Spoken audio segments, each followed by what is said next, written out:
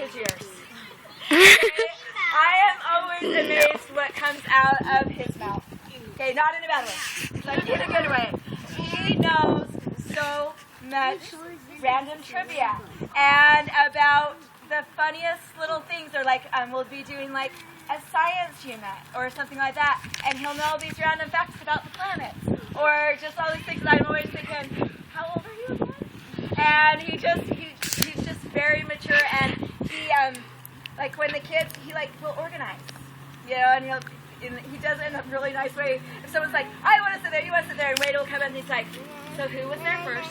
And I love it. It's just been really fun to see. Thanks, Wade. Okay, Mr. Mo Roxy. I love you, Wade.